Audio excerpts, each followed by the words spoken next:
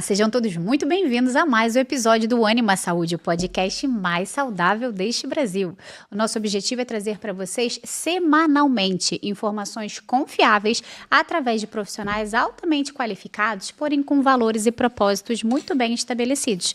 Eu sou a doutora Vanessa Vinck, a sua anfitriã, junto com... Dr. Diogo Vinck, e espero vocês todas as quartas no Ânima Saúde. E hoje eu não estou de azul. E nem eu estou de verde para você falar aqui. Tá olha, linda esse de verde rosa, está como assim. sempre. Obrigada, meu amor, são seus olhos. E o tema de hoje é imperdível. Vamos falar de quê? Já vou dar logo um spoiler para vocês começarem a encaminhar. Nós vamos falar sobre narcisismo. Ou seja, pessoal, já começa a encaminhar esse episódio para grupos de WhatsApp, grupo da escola, grupo de mães, né, grupo de amigas, que eu tenho certeza que você conhece alguém assim ou conhece alguém que conhece. Mas calma, acompanhe para aprender, para não sair chamando todo mundo de narcisista aí também, não. Por isso nós trouxemos a especialista no assunto. Hoje a nossa convidada ela é psicóloga, palestrante, autora de um livro Mudança Comportamental Possível através do Letramento. Casado com o Rodrigo, inclusive endócrino, que veio aqui no nosso podcast. Assistam lá o podcast dele, da endócrino, Rodrigo Mendes, Endocrinologia. Nós falamos sobre diabetes, tá? Imperdível também. Mãe do Eduardo e do Leonardo, católica. Seja muito bem-vinda ao nosso episódio de hoje, Raquel Rebouças. Obrigada, muito bom estar aqui. É uma alegria realmente muito grande estar aqui com vocês. Obrigada pelo convite. É sempre muito bom falar de saúde mental e ainda mais nesse meio, né? Meio de saúde. Vai ser bom demais. Muito obrigada, viu, por estar aqui. Só que antes da gente começar, vamos aos nossos avisos paroquiais. Loja Ânima somente online. Olha o que eu trouxe hoje, o Santo Terço. Esse terço aqui foi o terço que eu ganhei da primeira vez que eu vim aqui. Olha que é lindo. verdade, eu ganhei também. Vai dar de presente. A Santa Bíblia, olha que linda. Aqui. E esse aqui é o livro de Fátima, contado por Bertal Dequene. E é um presente pra você. E a família 2, né? Porque o Rodrigo... Mas olha só. Cada um tem o seu. O livro, realmente, livro é uma coisa muito pessoal. É muito pessoal. Então, muito obrigada. E autografado. Gente, autografado. Adorei. Ainda bem que eu não comecei a ler o do Rodrigo. Porque... Viu? Você já ganhou o seu. Cada um com o seu, Raquel. Muito bom. E vamos ao nosso tema começar nosso podcast. Você que fala muito sobre isso, né, e atende muitos pacientes, eu acho que vamos começar do básico, né? O que é o narcisismo, né? E como como tem valorizado esse tema hoje na internet, as pessoas vêm falando muito sobre isso. É verdade, Diogo. O narcisismo, primeiro, é preciso que a gente possa diferenciar o que é o narcisismo fisiológico do narcisismo pejorativo, que tem sido usado pelo senso comum, e o transtorno de personalidade narcisista, que é o do DSM-5, que é uma doença, um transtorno psíquico, né? O narcisismo pejorativo, a primeira coisa que a gente já tem que desmistificar, porque todo mundo que vê alguém egoísta, que vê alguém vaidoso, já fala como adjetivo, o narcisista. Então, é muito perigoso, porque as pessoas que têm transtorno de personalidade narcisista são pessoas que têm um certo perigo mesmo, né? Alguns psicopatas, todo psicopata tem narcisismo, mas nem todo narcisista é psicopata. Só para vocês terem essa, né, noção do quanto é perigoso você colocar esse adjetivo em alguém, né? Eu acho que a gente tem que ter cuidado. E o narcisismo fisiológico, que é o que a gente estuda na psicanálise. Eu sou psicanalista, então, primeiramente, me apresentar aqui também nessa abordagem, né, que a gente está sempre em formação. Não existe um psicanalista formado. A gente começa a estudar e vai percorrendo, a gente fala que são percursos, e a gente vai se formando. E dentro da psicanálise, a gente estuda muito sobre o pai da psicanálise, que é Freud, e que ele criou um texto importantíssimo, Introdução ao Narcisismo, em 1914. E nesse texto, que está escrito Introdução ao Narcisismo, mas é tudo que ele escreveu sobre narcisismo, né? Então é um texto bem complexo, denso. Ele fala sobre essa importância do primeiro contato com a criança, com o mundo. Então, quando a gente fala de narcisismo, a gente, na psicanálise, a gente fala com muito carinho dessa primeira fase que nós temos. Mas acho que antes disso a gente precisa falar sobre o termo em si, né? Perfeito. Eu falo muito, né, gente? Nada, imagina, tô adorando e tá todo mundo gostando também. Podcast é pra isso. Falar, tudo seu. Me interrompam, tá? Me interrompam. Narcisismo. Então, se a gente for para a etimologia da palavra, narcos, que significa entorpecimento, e o sufixo ismo significa uma doença, um adoecimento. Então, se a gente for juntar, né, a gente percebe que é um fechamento em si que pode causar, a partir daí, então, um adoecimento e, na verdade, um sofrimento por estar fechado em si. Se a gente for para a mitologia grega, que Freud gostava muito de usar Édipo, Narciso, que vem da mitologia grega, Narciso era filho de deuses do Olimpo e ele era muito bonito, ele era o mais bonito.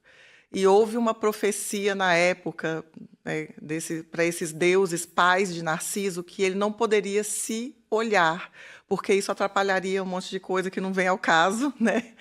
Mas a mãe dele tirou todos os espelhos, tudo que pudesse refletir a imagem dele.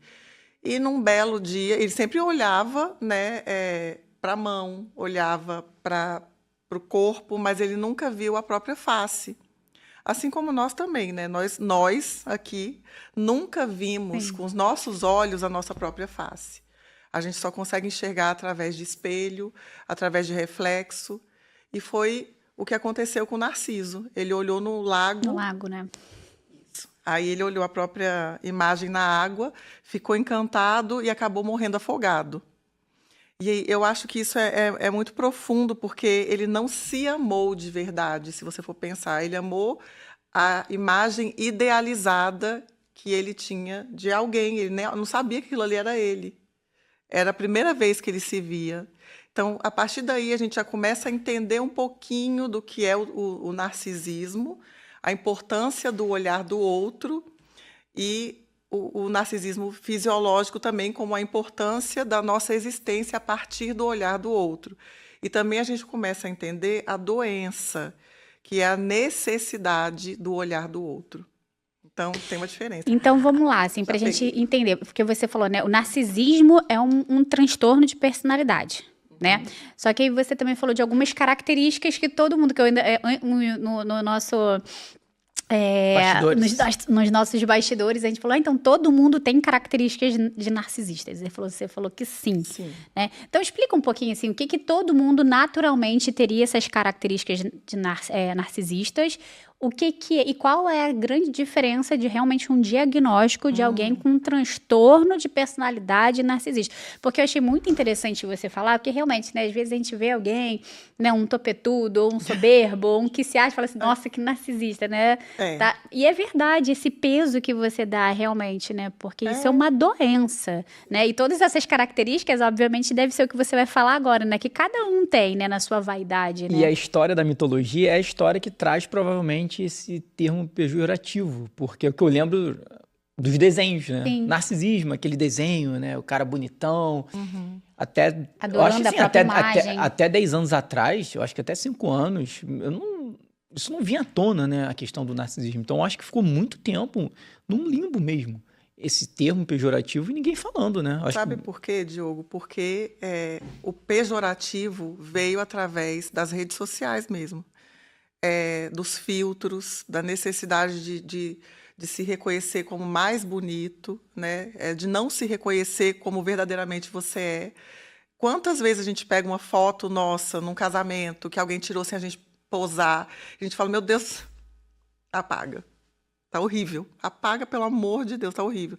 Então, assim, a parte de adjetivo veio mais com mais reflexos da nossa imagem, né? Agora, a parte fisiológica, que a gente chama de fisiológica porque Freud era médico, né? Não sei se vocês sabem. Ele era neurologista e neurocirurgião. E ele criou a psicanálise a partir da medicina. Eu fico encantada com os textos dele e todos nós psicanalistas temos que passar por Freud. E assim como todos nós psicanalistas temos que passar por Freud, todos os meus pacientes que chegam com a queixa de alguém, porque é sempre alguém, né, que tem um transtorno, nunca somos nós, né? Então aí está também uma questão delicada para a gente começar a discutir. Mas sempre que chega uma queixa dessa lá no consultório, eu falo exatamente isso. O narcisismo atravessa todos nós. E quando uma coisa atravessa, ela não vai embora. Ela atravessou, ela furou, né? Você é acometido por aquilo. E nesse momento que você é acometido, aquilo também não vai embora e você vai só depois somando as outras fases de desenvolvimento. Nesse texto de Introdução ao Narcisismo de Freud, ele descreve justamente como o indivíduo se constitui. E nós todos nos constituímos a partir do momento que a gente nasce, a gente não sabe quem a gente é, então a gente está igual a mitologia ali. A gente só vê mão, a gente só vê pé, a gente sente coisas, mas a gente não sabe quem nós somos. A partir do olhar da nossa mãe, do olhar do nosso pai, a partir do nosso nome que é nos dado. Então, Clarice Lispector até falava, eu até anotei aqui porque uma frase dela, que me deram um nome e me alienaram em mim. Porque você está andando em algum lugar até hoje e aí você ouve alguma coisa nessa, aí você já olha e já fica preocupada, pensando se tem alguém falando de você, se tem alguém te chamando. Então, a partir do momento que você entende o seu nome, você se reconhece no mundo. É como se a gente nascesse um pedaço de carne e, a partir desse pedaço de carne, a gente fica ali esperando alguém nos reconhecer. Isso é a base do narcisismo, e Freud chamou de narcisismo primário, primordial. E nesse narcisismo, então, que é necessário para a gente se entender, para a gente saber que a gente existe. Aí os pais chegam e falam: a Vanessa quer água, a Vanessa é linda, a Vanessa, quem é o amor da mamãe? Aí, né, a criança vai começando a entender o que é o eu, o que é o outro. Mas a criança começa falando assim: a Vanessa quer água. Você é Vanessa, né? Lá no início da sua vida, você falava: a Vanessa quer água, a Vanessa quer biscoito. E o eu, ele vai sendo conquistado aos poucos, a partir do momento que a gente descobre que os nossos pais não amam só a gente, que os nossos pais trabalham, que os nossos pais amam um ao outro, né? Amam nossos irmãos. Então, a gente vai meio que entendendo que esse narcisismo vai sendo furado pela realidade, né? E aí vem o super-eu também, que é outra instância da personalidade, que vem mostrando a civilização, né? Que é alguma coisa que Freud, inclusive, escreveu também, o mal-estar da civilização, que a gente vai sentindo esse peso, que a gente não é tão importante, que existem outras pessoas, e o narcisismo vai sendo furado através disso. E tudo bem, o narcisismo não vai embora. Ele é extremamente importante, todos nós somos, sim, no início da vida, e ele está aqui até hoje. E ele é importante para o amor, ele é importante para a fé. Por quê? A necessidade da gente ser olhado. A certeza que a gente está sendo olhado por Deus, por exemplo. Né? Então, gente, eu estou falando muito. Imagina, fica à vontade da aula, tá maravilhoso. A gente está aqui quieto só te ouvindo, então, que tá perfeito. Então, até agora, realmente, na vida do ser humano, tudo fica muito perfeito. A gente está sendo olhado, a gente está sendo cuidado, né? Aí vem a civilização, a gente vai meio que entendendo e a gente vai perdendo algumas características, e isso é o normal. O transtorno de personalidade narcisista ou pessoas com traços narcisistas, que é bem diferente uma coisa da outra, precisam de diagnóstico. É diferente de uma coisa fisiológica, né? Todo mundo sabe que aquela é uma fase do desenvolvimento. Agora, o transtorno em si precisa de um diagnóstico da comunidade psicólogo, psiquiatra, psicanalista, o que é muito importante, que deve seguir alguns critérios. Quais são esses critérios? Quais são essas características? Então, agora vamos falar da doença mesmo, né? Do transtorno. Achei super interessante você passar toda essa aula, literalmente. Foi muito bom você passar por isso. Acho que todo mundo conseguiu entender literalmente esse eu narcisista que existe em cada um de nós, né? E a necessidade, talvez, disso, de querer o olhar do outro, mas você vai evoluindo com o tempo também, né? Se você parar para pensar, ou ao contrário, né? No ato de serviço também, né? De você para o outro. Eu achei muito legal. Agora, vamos falar realmente as características da doença, do transtorno. Quando que essa parte fisiológica deixa de ser fisiológica e começa a ser patológica? O que tem que chamar a atenção? Como que a gente fecharia esse diagnóstico? Então, primeiro, são 2 tipos de narcisismo, de transtornos de personalidade narcisista. Tem os grandiosos, né? E tem os que são mais vitimistas. Mas todos esses, ambos, né, na verdade, todas essas pessoas que têm esse diagnóstico têm muito sofrimento e têm muita necessidade de autoafirmação, de reconhecimento, senso de grandiosidade. Mas, pela Associação Brasileira de Psiquiatria, precisa passar pelo menos por 2 das seguintes características, que disfunção da cognição, ou seja, a pessoa não tem a percepção correta da realidade, ela tem um mundo mágico, bem cognitivo mesmo. Até no se comunicar, você percebe que é uma coisa que está disfuncional. Seria o quê? Um comunicar mais agressivo? Então, Mas como assim o disfuncional? Explica um pouquinho pra gente. Como que é esse mundo mágico, esse mundo aleatório? Não é um mundo real. É um mundo, por exemplo, eu estou aqui e eu tenho certeza que isso aqui é para mim. O programa foi criado para mim. Caraca, tudo eu, né? Tudo exatamente. Tá? Vocês Tipo, dois... Isso aqui foi feito para você estar aqui. Esse estúdio foi feito para mim, eu sou VIP, então essa caneca é minha, eu vou inclusive levar. Então é tudo meu. O carinho que vocês estão me dando, vocês não podem dar para mais ninguém, porque eu sou muito especial. Isso, o narcisista, ele pensa Com isso. certeza. Ele vive isso. Como se fosse uma verdade. Isso, como se fosse uma verdade. Totalmente demoníaco, né? Porque... É bem complicado. É bem complicado. E tem uma coisa, não é uma coisa genética, tá? É uma coisa que é do ambiente. Você tá brincando. É uma coisa que é do ambiente, é uma coisa que enfim, é mais comum em homens, 6% da população mundial, e mais comum em homens, mas tem mulheres também com transtorno. E, assim,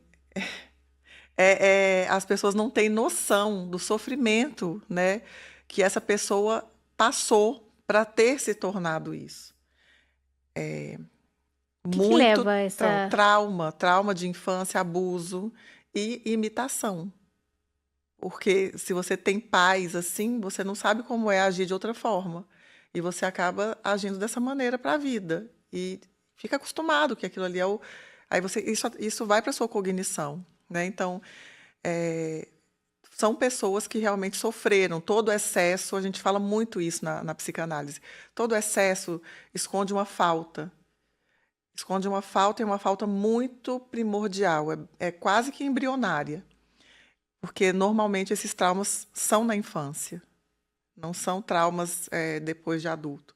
O diagnóstico se dá na adolescência e adulto, mas o trauma que causou todo o transtorno começa na infância, no abandono. Nossa, então Caraca. Foi o que você explicou bem. Aquela criança que nasce com aquele eu, e existe um ambiente totalmente que não tira esse eu da criança ali. Exatamente. Olha Ou que tira totalmente e a criança fica buscando eternamente o olhar, né? Porque já outro... o vulnerável é esse, é o que precisa muito do olhar do outro, com aquela incerteza da autoestima.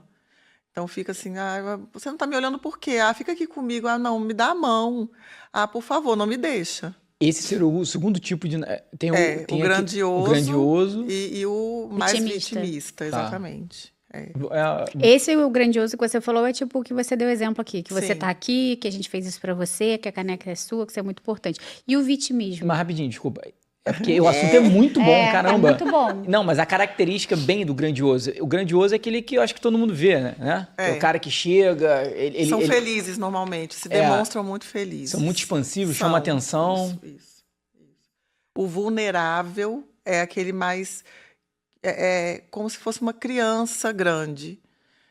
Poxa, você não vai comigo? Por que você não vai comigo para a viagem? Por que você vai com outro? Ah, não, eu não aceito. Ah, mas por que você não ficou comigo e ficou com fulano? Ah, mas por que você não olha para mim? Você não está percebendo que eu estou aqui? As pessoas ficam pegando muito a parte de estarem expostas e sem olhares, mas sempre exigindo o olhar. Sempre exigindo o palco, né? A plateia. Das intenções. O vulnerável provavelmente é um diagnóstico mais difícil, né? Porque quando você pensar em... Porque quando você pensa no narcisismo, você pensa naquele cara expansivo que chama atenção, né? O vulnerável... Não, o vulnerável também olha só, se preencher dois critérios, dos critérios, primeiro é a questão cognitiva, depois é a questão afetiva, ou seja, todas as emoções são muito exacerbadas. Então, na afetividade, a gente olha para emoções. Tudo é grande, até no vulnerável. A tristeza é a maior de todas também, entendeu? No grandioso, a alegria, a importância é a melhor de todos. E no vulnerável, a tristeza e a depressão é o mais evidente do que de qualquer outra pessoa. Então, quando você vê uma pessoa que chega, igual uma novela mexicana, se arrastando no consultório... Primeiro, é muito difícil um narcisista estar no consultório. Ele não admite o próprio transtorno. É muito difícil também, se ele for, ele se manter em terapia, né? E não tem cura. Não tem cura. É difícil falar para 2 médicos, né, que não tem cura. Mas tem medicações de regular, né, para regular essa questão emocional, de comportamento, mas como qualquer outro transtorno psíquico, é muito complicado, psiquiátrico, ter cura, né? A gente controla. E quais são os outros fatores que você falou da parte cognitiva, da parte das emoções? É tudo muito exacerbado, muito alegre, muito triste, muito feliz, tudo muito, né? Muito isso. Choro, tudo muito. O narcisismo, ele é característico pelos exageros, por isso que a gente fala que todo excesso esconde uma falta. Quando a gente vê muita grandiosidade, muita depressão, muita tristeza, ou muita necessidade de afirmação, a gente já suspeita. Então, cognição, afetividade, relação interpessoal, que é uma coisa muito importante. Os parceiros dessas pessoas não suportam ficar com elas, porque é muito difícil você lidar o tempo todo com isso. Então, a queixa que vem para o consultório normalmente são dos parceiros.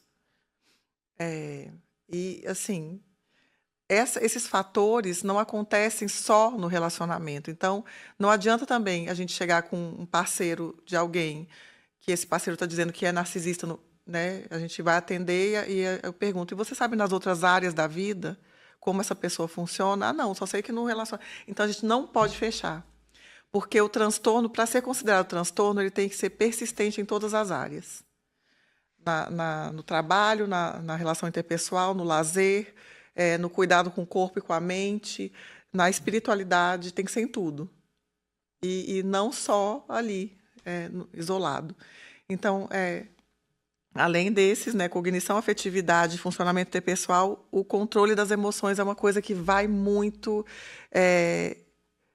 ficar evidenciado também. A pessoa não tem controle e não se importa com o que acham de não ter controle.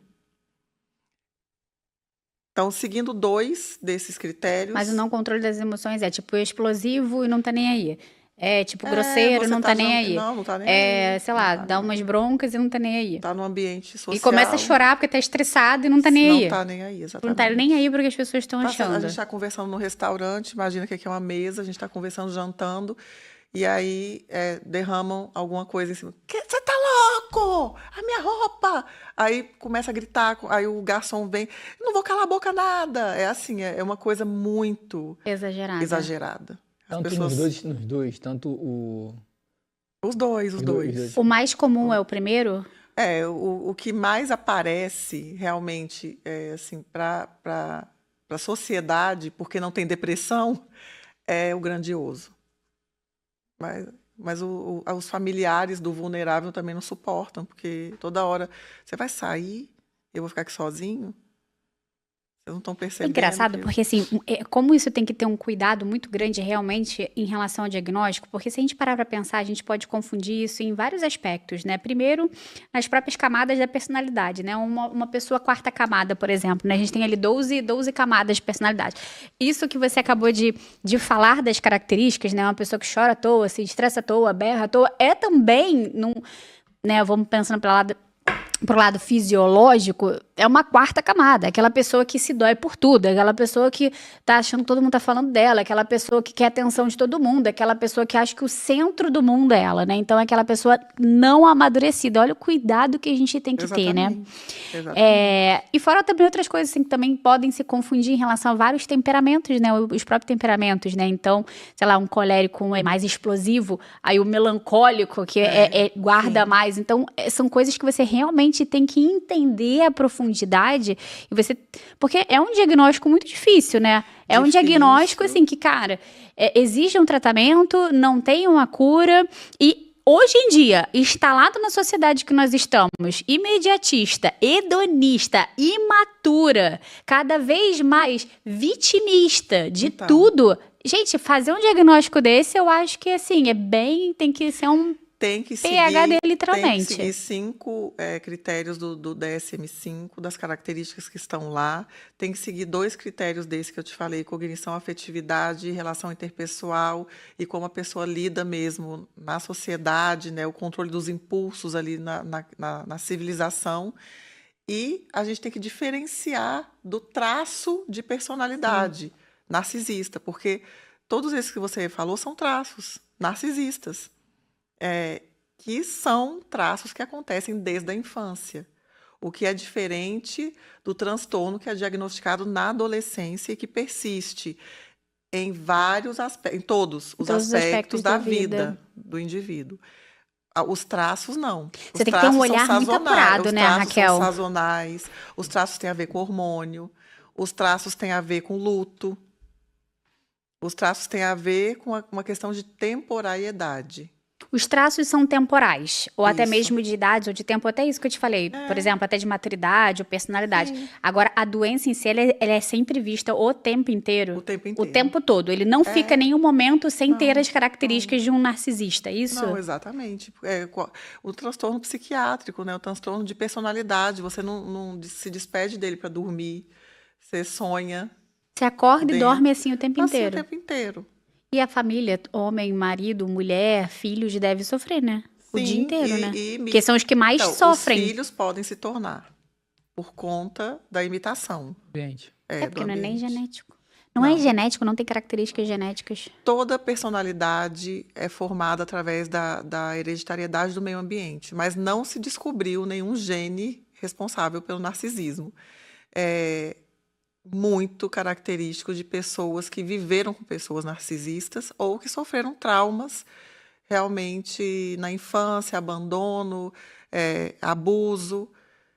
Quando a gente for falar de outras coisas mais para frente, como o gaslighting, que é uma das características, né, de comportamento do narcisista, principalmente do grandioso, é realmente nítido que um filho que cresce com um pai e uma mãe assim pode imitar, achando que é normal. Porque ele não tem outra visão, né, de mundo. Exatamente. E o diagnóstico, óbvio que hoje tem muita informação, vem aumentando. Como é que a sociedade tem visto isso? Tem aumentado mais casos?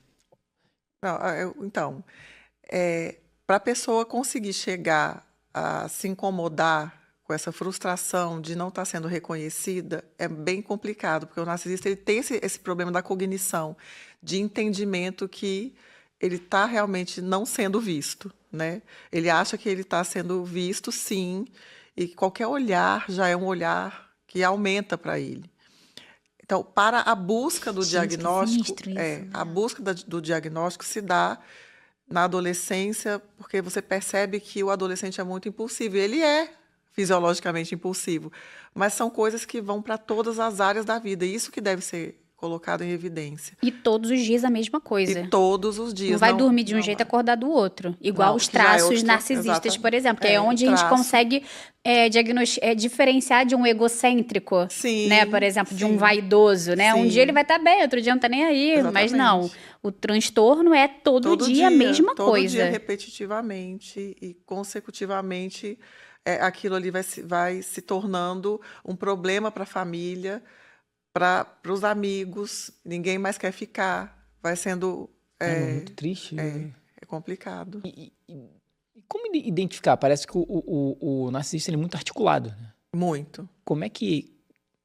Deve ser muito difícil identificar. Como é? Porque não, e como ele sabe que ele é narcisista, sedutor, né? Ele sabe, o narcisista sabe, fala, eu sou narcisista, eu vou... Não. E tipo, as pessoas que falam pra ele não assume, ele não sabe que é. Não, porque ele tem essa questão da cognição. É um fator... assim, a decodificação cognitiva não acontece igual a gente está aqui. Gente, mas não é possível. Eles não entendem que eles estão causando isso. Eles nunca acham que a culpa é deles estarem fazendo isso. Então, é perigoso você chamar alguém de narcisista por isso. É, né? Com certeza. Como eu falei, todo psicopata tem o narcisismo, mas nem todo narcisista é psicopata. Então, pode matar alguém e falar, mas a culpa foi da pessoa, que foi legítima defesa, óbvio, veio me atacar. E, às vezes, não. Né? Então, assim... conversei já com vários colegas que trabalham na área criminal com pessoas que têm o transtorno. Você perguntou, Diogo, sobre como reconhecer. Quem reconhece é quem tem um autoconhecimento bom. Normalmente, quem está convivendo e quem... É aquilo que a gente faz terapia para suportar os que não fazem. E é assim, a pessoa na terapia descobre que convive com um narcisista, um transtorno, né, com uma pessoa que tem um transtorno. Então, a partir daqui, quando eu falo narcisista, eu estou falando do transtorno. Sim, tá? Mas a pessoa que convive com um narcisista, ela também sabe, por exemplo, ou ela acha que são traços, acha que aquilo ali também é uma personalidade muito forte, ele é meio irritado mesmo, que é o momento chave da ele é meio que estressado, é o jeito dele. Então, começa com essa negação. Na maioria dos casos, a pessoa nem procura, porque se entrar no gaslighting, ela vai duvidar da própria sanidade mental, porque ele joga, ele inverte a culpa, ele minimiza o sentimento, ele fala que tudo é bobagem. Então, você está exagerando, você está louca, não foi nada disso. Então, ele muda a história, e faz a pessoa acabar duvidando da própria sanidade mental. Como é que é o início do relacionamento? Parece que é muito sedutor, né? Sim. E aí o início ele te seduz, como é que é? Eu gosto de comparar com aqueles filmes de vampiro, que são sempre muito bonitos, né? Eles se arrumam bem, eles se gostam, né? Então eles se vestem... Eles se cuidam, né? Se cuidam extremamente, assim, em tudo muito bem. Se vestem bem, são cheirosos, são bem atraentes mesmo, e o papo é incrível. Ele quer pegar uma pessoa para que a pessoa convide. Por isso que eu comparo muito com esses filmes de vampiro, porque ele quer, só vou entrar se você me convidar. Porque quando a pessoa convida para fazer parte da vida dela, essa pessoa acaba preenchendo lá atrás, como todo o amor, né? O amor, a gente estuda que quando a gente começa a amar alguém, a gente recupera um pouco lá atrás, né? A gente entrega um pouco do nosso narcisismo, porque a gente está olhando para outra pessoa, e ao mesmo tempo a gente recupera, quando a gente é retribuído nesse amor, né? Quando o amor é recíproco, a gente recupera um pouco o narcisismo lá primário, porque a pessoa fica só olhando para a gente. Então fica aquele enamoramento. E esse enamoramento é característico do transtorno de personalidade narcisista. Porque a pessoa sabe olhar, e aí ela capta, e aí a pessoa convida para ficar na vida. Ela faz a pessoa te convidar. Caraca, que não é isso? Ela faz a pessoa... Toda uma sedução. Caramba, ter esse convite. a pessoa fala, nossa, você é muito especial, Raí. Porque tudo que ele queria ouvir, né? Olha só, vamos lá, vamos trazer... Vou casar com você, você é a mulher da minha vida. Mas olha o perigo nos tempos atuais, exatamente como você falou. É totalmente, por isso que os tempos atuais das redes sociais foi o que deflagrou mais e fez os pais prestarem mais atenção na dor de um filho não ter like, né? E ter suicídio, que o vulnerável chega nesse lugar. Como assim? Eu postei e ninguém curtiu? Ou seja, aí, para o próprio... da janela, não aguenta. E o perigo, vamos lá, para o próprio narcisista, e o perigo também para o narcisista captar essas pessoas, né? Porque a gente vive hoje no mundo das pessoas vulneráveis, como você falou, que precisam desse carinho, as pessoas que são carentes, pessoas que são vazias, essa é a grande realidade. E aí vem um grande articulador. Engraçado porque a gente até... Né, 6% difícil, da população. Não, é porque é difícil acreditar que 6% existe uma pessoa exatamente assim, não, eu tô aqui, né? será que eu já passei por algum... Será que eu já...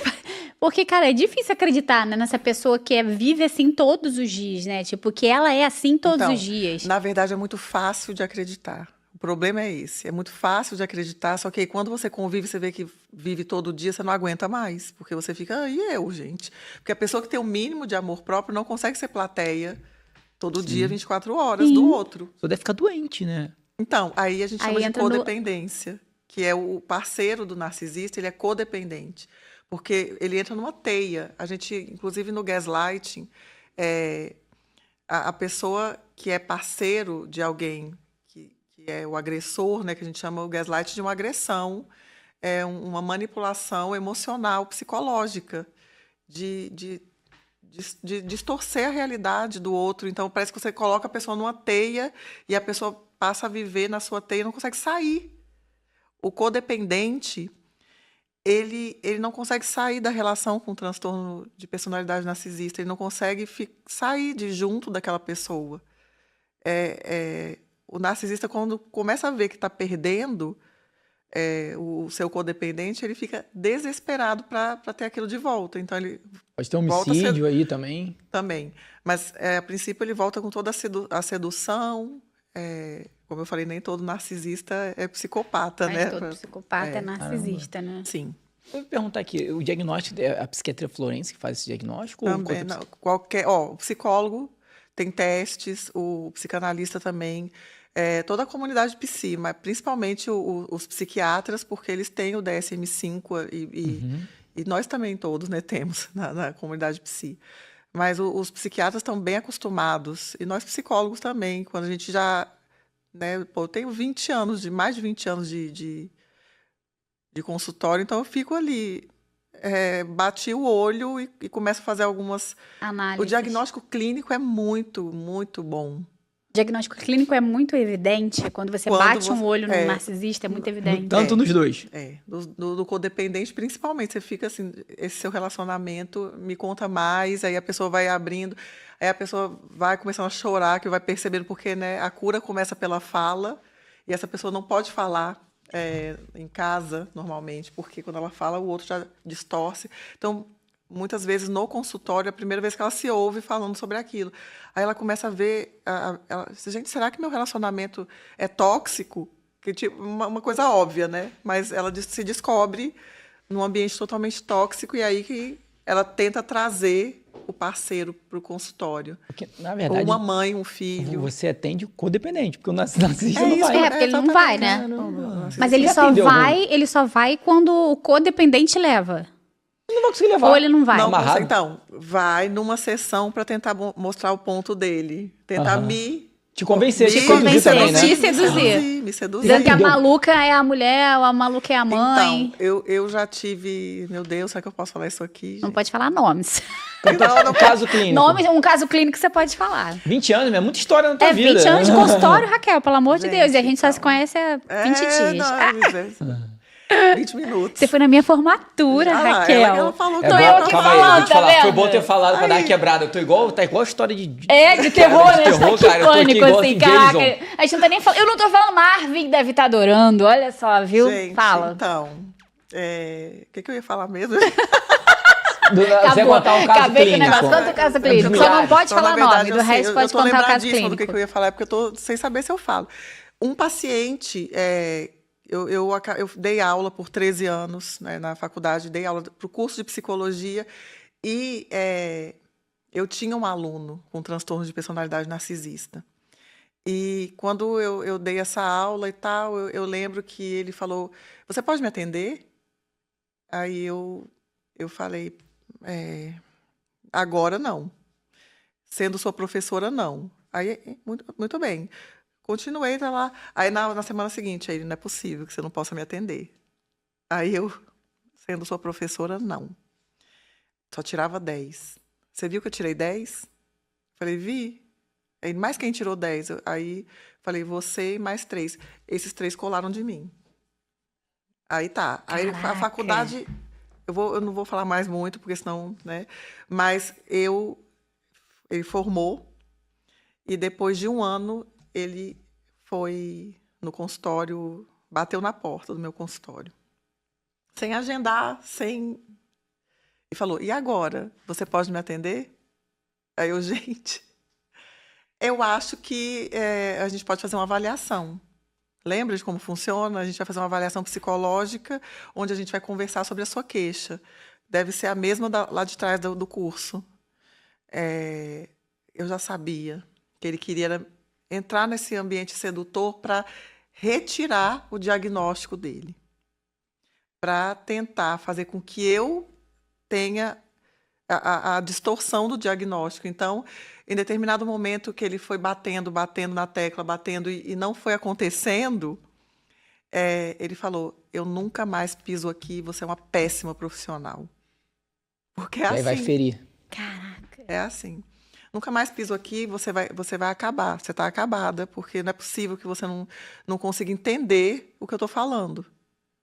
E eu falei, perfeitamente, você pode ficar à vontade para procurar um profissional menos experiente, um profissional que fale o que você quer ouvir, né? Porque na terapia a gente tem que falar sim, mas a gente também tem que ouvir, né, um feedback do que você falou. É assim que é a terapia. Aí ele se levantou, e isso, gente, pasme, foram 15 minutos só que ele sentou, tá? Então, assim, eu acho muito complicado eles ficarem. Porque eles vão tentar e até que...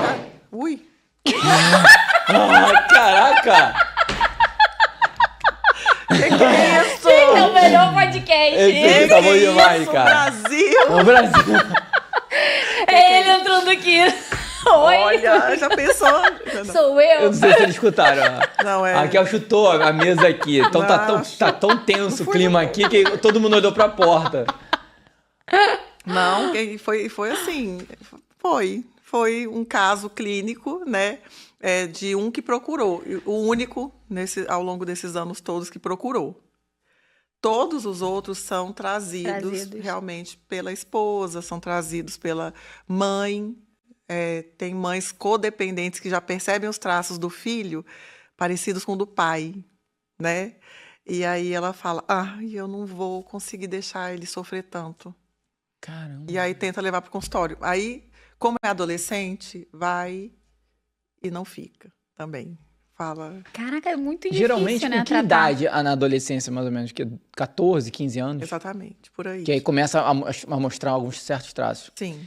Uma pergunta que eu queria fazer nos tempos atuais, hoje, internet, esse mundo intenso que a gente vive com desordem, óbvio que o diagnóstico é difícil, mas o quanto esse mundo acelerado, desordem, vai piorar esse narcisista? Sim. Muito. O quanto vai piorar? Totalmente. Porque como que ele vai saber se ele está de fato sendo olhado? Como é que a rede social lida? Gente, quem criou os filtros de Instagram, né? Porque... Um narcisista. Tá. Foi uma pessoa muito inteligente, né? Provavelmente porque sabe dos furos que a gente tem, das frustrações que a gente tem com a nossa própria imagem, que é refletida, né? Então, antes, quando a gente não tinha redes sociais, quando a gente não tinha um celular, essa parte digital mesmo, que a gente tirava foto e a foto era revelada, eu acho que vocês não são dessa época. Somos. Acho que você não é, Vanessa, Sou dessa época, sim, acho que você não é dessa época. Raquel. Enfim, a gente tirava, muita foto queimava, né? E as pessoas falavam assim, tava feia demais, hein? Por isso que queimou. Mas hoje em dia a gente apaga, a gente tira 1000 fotos. E se o ângulo não estiver bom, a gente apaga. Isso é muito ruim.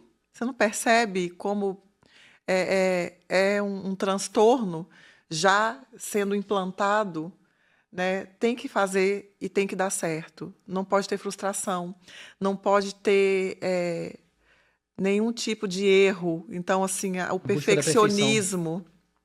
Né? Não, o perfeccionismo também deve ser uma super característica, né? O perfeccionismo é uma das grandes características, porque é usado na sedução, né? Abre a porta e faz tudo de uma maneira muito bem desenhada, para não ter erro. Para você é um frio calculista? Calculista. Calcula todas as ações. Porque assim. calcula. É importante dizer que nada do transtorno é voluntário. A pessoa não faz isso porque ela quer ser odiada, porque ela quer ser, né? Porque é óbvio que não. A pessoa faz de uma maneira muito involuntária, pós-traumática, gente. É pós-traumática. A pessoa vai fazendo como um mecanismo de hipercompensação do que sofreu. Então, ela é calculista, sim. Ela vai calcular para ela não cair de novo no sofrimento dela. Então, ela vai compensar o próprio sofrimento, preenchendo esse buraco com o sofrimento do outro. Gente, a cara do Diogo tá demais, gente, por favor. Não, porque eu tô imaginando as cenas aqui. O Diogo parece que tá vendo um filme. Não, eu fico sanguíneo, adoro, eu fico imaginando Jason, esses caras, eu tô falando sério. Então, todos esses assassinos aí... Todos eles são narcisistas, com certeza. Você viu que eu sou da época do filme, né? Do filme que eu exatamente, eu sou da época da Kodak também. Então, sabe qual assim, a diferença do psicótico pro psicopata? É justamente ele não ser pego. Eles nunca querem ser, né? O psicótico acha que vai voar e pula da janela. O psicopata, ele não quer ser pego, ele não quer ficar em evidência, assim, né? Em evidência criminal, que eu digo, mas ele quer ficar em evidência de outras formas. Ele tem os troféus dele. Um serial killer, ele consegue ser serial porque ele é calculista. E ele é perfeito. E ele é narcisista, sim, porque ele... né, tenta preencher aquela falta inicial da vida. Se você for pensar, a gente nasce com uma falta, a gente era parte de um corpo de alguém. E a gente, quando nasce, a gente fala assim, eu era parte de alguma coisa que eu não sou mais, mas o que está faltando? Então, até hoje a gente tem uma falta. Mas no transtorno, essa falta é muito grande, porque foi um trauma, porque foi um abuso, porque, né, viveu num ambiente muito ruim. Então, vai compensar de alguma forma isso. Agora, eu vou trazer um ponto aqui. Quando entra a espiritualidade nesse ponto? Porque hoje vivemos uma época que as pessoas estão cada vez mais distantes de Deus, né? E como é que sei nem como é que entra nesse ponto da espiritualidade. Você quer saber se o narcisista... Nem conhece isso, né? Então, se o narcisista teria religião, espiritualidade ou não. É muito para ele, tipo, ele gente, é muito bom para isso. Delicado, tão delicado, eu sinto então vamos... Não, é importante. Não, mas eu acho importante, porque uma pessoa que se acha tanto nessa parte... Peraí, gente, tem gente dentro tudo quanto é lugar, né? Até mesmo dentro da religião, né? Porque quantos seguidores um padre tem? Quantos seguidores um pastor, não vamos falar só do catolicismo, né? Mas é muito importante você ser olhado também na espiritualidade. Mas, assim, se a gente for falar da espiritualidade, né, como um todo, é importante falar que a gente entrega o narcisismo, porque a espiritualidade é entrega. É você se entregar para algo muito superior a você, então você não tem nada além do que do que Deus, para suprir as suas... É logo o oposto. Então, é o oposto, mas as pessoas, pelo olhar da comunidade, Se inserem, sim. Não, Ana. eu entendi. Eles se inserem... A espiritualidade intrínseca não existe. Não existe. Então, esse era isso ponto que era eu o quero ponto bater. que eu queria Olha só, e aí Não. óbvio que é o oposto. Ou, eu quis trazer no caso do vulnerável, em casos raros, no caso do vulnerável, ele pode falar que nada vai mudar a vida dele, apenas Deus. E ele tem certeza que esse momento vai chegar, porque ele é especial. E então, só Deus. Você é Deus? Não. Você é Deus? Não. Então, tchau. Então Mas não é Deus, verdadeira espiritualidade. Não. Óbvio que não é. O que eu quero. Eu trouxe o assunto porque eu sei que é bem complicado, mas no fundo, não é verdadeira espiritualidade. Por quê? Porque a cognição é distorcida. É distorcida, exatamente. Né? Então não tem como ser, ele não tem como ter uma verdadeira espiritualidade, uma verdadeira Entrega. conversão, Gente, uma verdadeira entrega. Não, porque é o oposto. Ele não se entrega. Eles não se entregam a nada. Mas ele pode viver aquilo ali. Ele vive. Viver aquilo ali como se uma fosse. sedução. A burocracia. Assim, tipo. Espiritual. Uhum. Ele reza. Eu tenho que fazer, né? Seguir os Ele protocolos. reza, ele celebra a missa. Gente. Sim, pode ter qualquer. Em qualquer profissão. Qualquer profissão. Mas eu volto a dizer, o que eu tô querendo dizer, e agora resumindo o que eu quis dizer Sim, com certeza. Qualquer médico, área. então, deve ser sinistro também. Muito. Deve ser muito. Muito. Não vou nem falar das especialidades. Não, isso que eu ia falar. Tem certas especialidades, então, eu tenho certeza absoluta que deve ter um monte. Acho que sim, trazendo aqui, o que eu quero dizer é, se a gente queria até porque vem de ambiente, né? Um ambiente no qual é inserido uma verdadeira religião ali dentro dessa família. Até porque tem a ver com o ambiente. Então, é totalmente oposto. Tem tudo a ver com o ambiente. É um caminho totalmente oposto, porque o narcisismo é eu. Deus é servir. Então, não tem nem como comparar uma coisa com a outra. Não existe uma religião ali. Ele entra nesse meio até para capaz de seduzir, até porque está em qualquer área, entendeu? Sim. Mas, volto a dizer, se a gente cria um ambiente mais religioso, óbvio que afasta mais essa patologia. Mas, por exemplo, os traços narcisistas, como a gente estava falando, que existem e tem vários aspectos até que de confundimento. Mas talvez esses consigam ter realmente uma espiritualidade real. Sim, mas isso aí, os traços sou eu e você, a gente. Todo mundo, sim. Não, traços pode acontecer, como eu falei, num luto, num acidente, numa coisa transitória. A pessoa perde o emprego, perde uma coisa que gostava demais. Então, os traços vêm desse abandono, dessa perda, porque o narcisismo vem muito do não preenchimento de uma falta. Seja ela perda, qual for. Qual for. Nós todos temos constantemente a busca por alguma coisa que é o útero, né? Só que a gente não sabe o que é, porque a gente já nasce faltando, foi o que eu falei. A gente já nasce sentindo que algo está faltando. Aí a gente pensa que é fome, a gente chora, né? A gente não faz isso voluntariamente, né? O choro do neném é uma comunicação de que está faltando alguma coisa.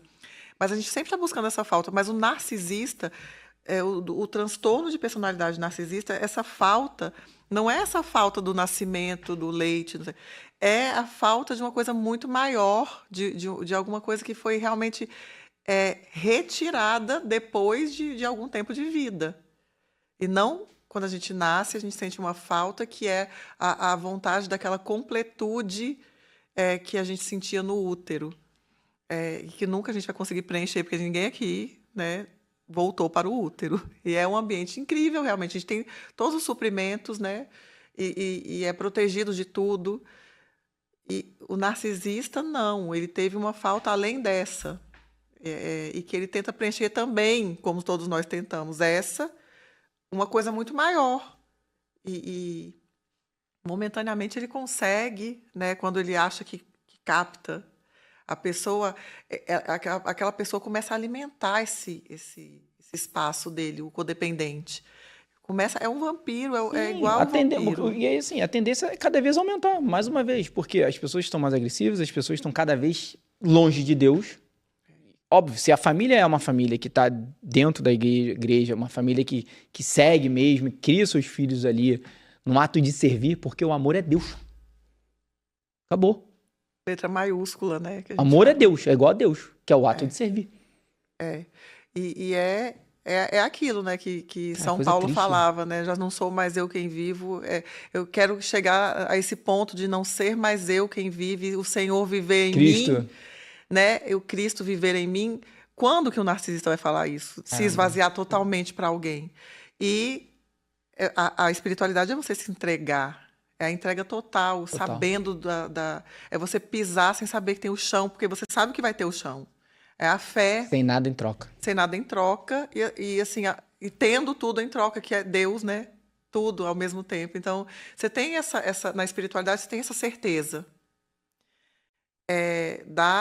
de algo superior, o que é muito importante também na minha área. A gente lida com isso muito para suprir as faltas dos traços, no luto, num trauma.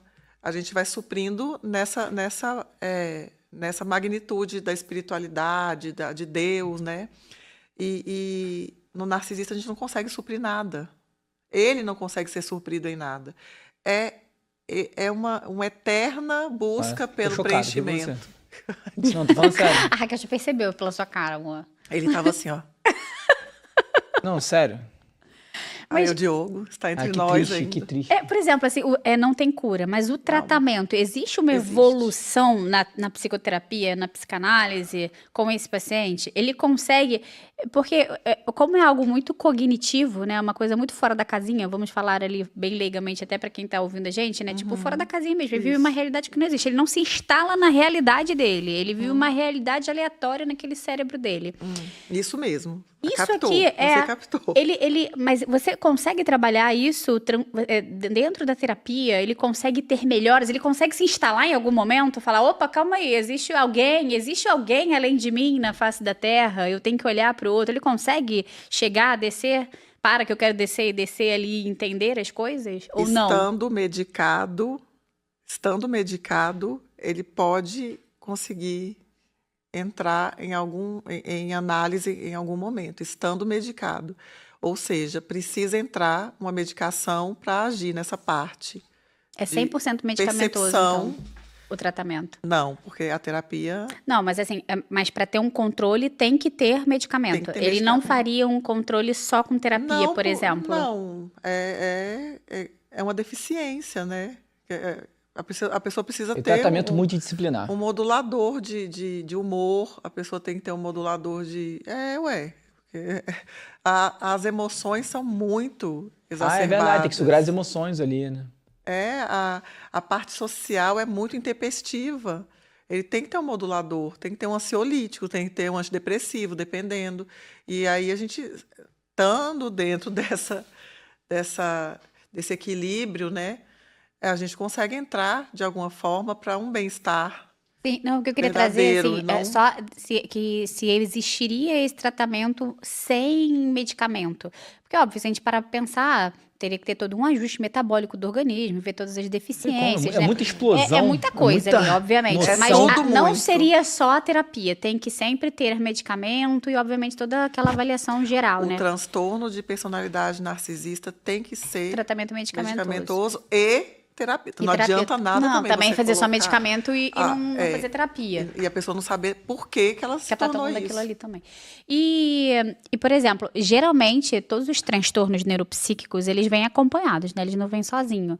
O narcisista também, porque geralmente vai ter ali uma ansiedade, uma depressão, até do mais exacerbado, até do mais grandioso, vai ter, porque na realidade ele não deixa de ser um grande carente no final das contas, né? Exatamente, é o preenchimento desse grande buraco que eu falei para você, que além do que é fisiológico da infância, surge outro em cima. Não é uma simples frustração. Depois de determinada hora, tendo atendido tanto, a língua começa a... Atendeu algum narcisista hoje? Hoje não, porque eles não vão para... O Diogo não vai dormir hoje. Vou dar até uma melatonina pro Diogo, um magnésio, inositol, antes da gente saber que ele não vai dormir hoje. Ele tá chocado. Não, hoje foram bastante pacientes, mas não teve... Nenhum narcisista. Não, até porque eles não ficam, lembra? Eles não ficam. Mas eles não ficam nem quando a esposa ou a mãe levam? Então, eles até nada. vão para tentar seduzir e mudar a opinião de todo mundo. Se o terapeuta foi inexperiente, é capaz até de ele convencer. E aí ele fica um pouco ali naquela terapia, só para... Bater um papinho. Sabe? É o gato mas, que por brinca exemplo, com o rato morto. O medicado fica. O medicado fica um pouco. Mas também chega a determinada hora que tem que ajustar a medicação ou... Qual a chance de sucesso desse cara sair? Eu tô vendo tragédia, porque eu tô aqui, eu tô pensando... O tratamento é totalmente difícil. Não, eu sei, mas eu tô tentando ver uma luz no fundo do túnel pra ele. É isso que ele não acha que ele tá precisando de tratamento, Diogo. Na verdade, então, pro parceiro ali. O sucesso seria pro parceiro, porque pra ele não acha que ele tá precisando de tratamento. Uma pessoa passa a vida inteira assim até morrer. Passa. Caraca. Caramba, cara, isso é muito triste, meu Deus do céu. É uma coisa triste mesmo. Brincadeiras à parte, o parceiro também passa uma vida inteira assim. Porque o parceiro conhece a realidade, ele não conhece. Então, conhece... Ou não conhece, né? Então, o parceiro conhece até determinado ponto, tá? No caso do gaslighting, por exemplo... Vamos até falar, porque você falou bastante aqui, né? Esse termo gaslighting também ficou bastante conhecido, né? Me explica pro pessoal de casa o que é o gaslighting. Não ficou bastante conhecido. Não? É porque eu acho que narcisismo e gaslighting tá vindo muito em alta, né? Vou ser bem sincero. Então, pois é. Tá tudo muito em alta. Eu, ano passado, dei 2 palestras sobre gaslighting em peças, na mesma peça, do Jô Soares, que ele foi a última peça que ele fez, inclusive foi fantástica, e torço para que volte, porque as pessoas aqui do Rio tiveram uma curta temporada, mas, enfim. Jô Soares teve uma perspicácia tão grande que ele pegou na atualidade um termo que surgiu a partir de um filme que foi lançado em 1938, ou seja, 85 anos atrás, e que virou peça. E ele adaptou e colocou em cartaz agora, na atualidade, né? Ano passado eu dei palestra sobre isso. Por que fala-se gaslight e gaslighting? Porque o nome do filme era esse. Gaslight é luz a gás, luz lamparina, né? E no filme ocorre uma manipulação psicológica do marido com a mulher. Era Londres na época, né, que se usava esse tipo de iluminação, e ele queria manipular, ele trocava objetos de lugar, ele trocava o quadro, ele tirava quadro da parede e mudava de lugar para captar essa mulher, para que ela confiasse apenas nele. Uma das grandes características do gaslighting, que é a manipulação, que veio através desse filme e dessa peça. O filme, inclusive, é maravilhoso. Assistam, tá? Tá disponível aí nos streamings e é em preto e branco. É maravilhoso o filme. E mostra exatamente tudo isso que eu estou falando, do narcisismo, tá? É incrível como dá para você identificar. Eu até falo para os pacientes assistirem e para as pessoas que não viram a peça assistirem. Ele muda a realidade dela com a fala e com questões ambientais. E ela vai duvidando da própria sanidade mental. Porque ela fala, esse quadro não estava aqui? Aí ele, que quadro? Ou, de repente, ele chega e fala, você pegou o quadro que estava ali? Aí ela, gente, não. Eu lembro que você tirou, sim, o quadro e colocou em outro lugar. Onde é que você botou o quadro? Tem um determinado momento que ele entrega um relógio de família, assim, uma herança de família para ela, como prova de amor.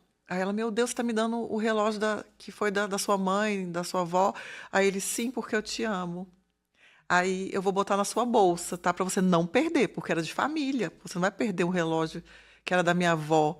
Aí vamos pro teatro. Aí ela, tá, então você vai guardar. Eu vou guardar aqui, a gente vai pro teatro. Depois, quando chegar em casa, você coloca no cofre, porque é muito importante. Aí quando lá no teatro, em algum momento, ele tira da bolsa dela, esconde. E quando chega em casa, ele fala, agora vamos guardar o relógio no cofre. Aí ela vê que não está lá, ela começa a ficar, ai, eu não sei se eu botei na minha bolsa. Ele, você botou sim, eu botei. Aí ela, ai, mas eu acho que eu já tinha botado no cofre. Ela começa a não acreditar mais nas coisas reais que estão acontecendo. E isso acontece demais hoje em dia. Caraca, sério? Eu não acho esse termo tão famoso assim, não. Então, a palavra gaslight foi a palavra do ano de 2022. E mesmo após ela ter sido considerada a palavra mais buscada no Google nesse ano, até hoje, muitas pessoas não conhecem o termo. E é uma das atitudes narcisistas, né? O gaslight é uma das coisas mais usadas pelos narcisistas, porque eles são sedutores e eles causam o isolamento social da vítima, né? Digamos assim, do codependente. Porque a pessoa não acredita em mais ninguém, a não Só ser nele. nele. Ele chega quase a falar assim, olha, você presta atenção em mim porque só eu vou te amar, você tá louca. Então, eu sou o seu contato com a realidade. Então, olha para mim e acredita em mim. A pessoa não acredita na família, a pessoa não acredita nos amigos, a pessoa não acredita nela mesma, na memória dela. A pessoa parece que fica assim, meu Deus, isso aconteceu ou isso não aconteceu? É como se fosse assim, vou dar um exemplo. A mulher vai, pega no celular do homem uma mensagem. Olha, né? Nunca ouvimos falar sobre isso, né? Mas ouço no consultório, eu fui fuçar o celular dele e achei uma mensagem e fiz um print. Ok. Aí vai mostrar para ele o print. Aí ele vai falar, sim, e você está chamando a mulher aqui para sair. Eu estou vendo aqui você elogiando a mulher e chamando a mulher para sair. Mas você só pensa em bobagem, né? Mas você tem a cabeça muito suja mesmo. É a minha colega de turma. Inverte o jogo. Exato. Não, totalmente inverte. E deixa ela culpada no final de ter a desconfiado pessoa dele, né? Pede desculpa no final, A né? pessoa pede desculpa. É assim o gaslight. É uma linha muito tênue, volto a dizer, para uma agressão, para um Total. homicídio. Outras coisas. Não, tem então. Na psicopatia tem o homicídio. A pessoa fala assim, ai, cansei. Pá, mata. Esse codependente está muito complicado de Não, que é o suicídio, mas que aí seria o suicídio do... Não, o homicídio. O Não. homicídio. Ah, tá. Porque daí você fala, porque, óbvio, tem um suicídio que a pessoa não aguenta mais o codependente e o homicídio do narcisista. As duas coisas. Sempre vai inverter a culpa. Sempre vai falar assim, isso que você está falando não fui eu que causei, foi você. Ou vai minimizar o sentimento do outro. Isso que você está sentindo é uma palhaçada. Você me desculpa. Ciúme, nessas alturas do campeonato, que ridículo, pelo amor de Deus, dá tchau. Aí sai, a pessoa sai e deixa a outra com aquele sentimento, né, de não tem conversa, não tem erro, não tem nada que possa destoar, porque ele é perfeito. E existem frases que chamam atenção para esse tipo de... Do gaslight? Frases ou algum movimento corporal. Você é louca. Deve ser. Não entende? Alguma frase marcante, assim, ó. Não, mas você é louca com certeza rola. Olha só, vamos supor que vocês dois estão conversando e você faz o gaslighting. Aí a Vanessa está me contando um negócio aqui, aí você chega e fala, Vanessa, isso não aconteceu. Com essa cara, assim? Com essa assim cara. mesmo? Sério? Vanessa, desculpa, isso não aconteceu. Na minha frente. Meu bem, isso não aconteceu. Meu bem, isso não aconteceu. Não, você fica assim, na dúvida. Você. Será que não? Exatamente. Será que não? É assim. Gente, a minha pessoa... memória tá falhando. eu devo estar louca, eu devo estar... Aí você fica assim, ai, desculpa, Raquel, não foi mesmo assim, não. Cara, ela pede desculpa pra você. Pede desculpa pra pessoa que está assistindo a manipulação, porque você está aqui conversando de boa, você fala assim, ai, semana passada a gente entrevistou o Rodrigo e ele falou sobre diabetes, não sei o quê. Aí o Diogo vai falar assim, meu amor, não foi assim que aconteceu. Quem entrevistou, na verdade, fui eu. E você ficou assistindo. Agora. Vai mudando a história, vai. Aí você, Raquel, a verdade. Você fica assim, primeiro tentando lembrar. Mas tem um momento que você vai incorporar já a verdade dele. E você vai falar assim, realmente. Geralmente são pacientes mais velhos que fazem o gaslight. Não. Por que eu tô te falando? Não, porque... Começa novo, né? Não, mas por que eu tô falando? Uma coisa é, ele vive, ele não tem essa noção onde ele vive, eu sei, é cognição. A outra coisa é o poder de argumentar. Por isso eu tô falando, são coisas diferentes. Porque ele tem um poder de argumentar muito, muito bom, né? São inteligentes. Por isso que eu falei, ganha-se experiência. Sim, ganha-se experiência. Quanto mais velho, pior. Maior o poder de argumentar. Por isso que eu te perguntei, um menino de 12 anos já tem essa... Não. 15 anos, sei lá, entendeu? Por isso falando, quanto mais velho, pior. Porque começa a aprimorar. Aprimorar. Ele vai vivendo aquilo, o poder de argumentação muito maior de um paciente, vamos lá, de 50 anos do que um de 15, 20 anos, né? É verdade. E quem tá assistindo a gente tá falando assim, meu Deus do céu, eu posso estar passando por isso. Pode. Quais são os sinais que essa vítima da pessoa que faz o gaslighting nela, né? Quais são os sinais que ela apresenta? Fala assim, caraca, sou eu. Preciso procurar ajuda. Então, isso é legal. Olha, assim, essa é a minha sinais de relação. alerta. Assim, o que buscar ajuda, né? Mantenha registros das suas dúvidas. Escreve. Coloquei a caneta aqui, sim. Hoje é terça-feira, são 7 e pouco. Coloquei 19 horas a caneta em cima da mesa. Tira foto.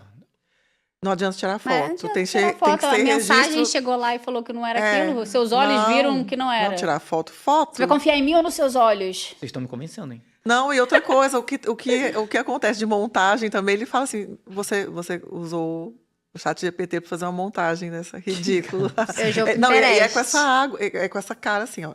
Você fez isso. Você só pode estar brincando comigo. Você pegou a caneta e colocou pelo ChatGPT na mesa, né? Porque, gente, tchau.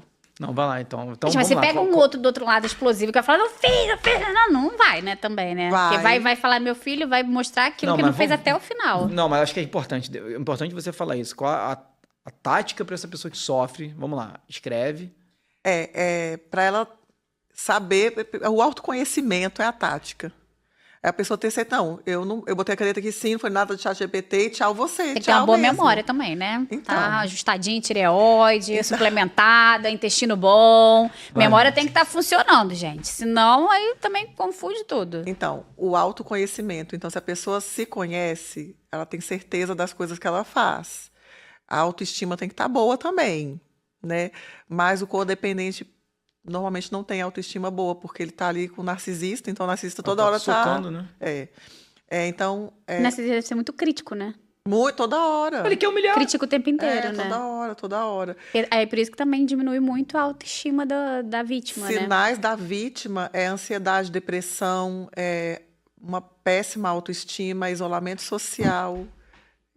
A pessoa vai minguando e você não vê mais a pessoa. Literalmente, ela some ela não sai mais. Tipo, da família, dos amigos. Da família, principalmente, porque a família, como é quem mais ama aquela pessoa, normalmente, ela não tem mais acesso, porque o cara tira, né? Eu falo o cara porque a maioria é homem. É homem. Deixa eu fazer só, senão eu esqueço. Existe, nesse mesmo transtorno, alguma compulsão por bebida, drogas também? Existe uma relação? No gaslighting ou no tudo? No tudo. Narcisista, ele pode ter uma compulsão maior por bebida, por drogas? Pode, é um transtorno que pode se somar a outros. Mas há uma tendência maior nele do que ou não? Não tem. Não tem uma relação né? Não tem, mas pode se associar a tudo, a vários transtornos. Porque tudo é muito, né, emoção, e aí eu vou na emoção da bebida, bem legal na droga. Isso aí que você colocou, mas normalmente a compulsão alimentar, tabagismo, os prazeres da vida também, né?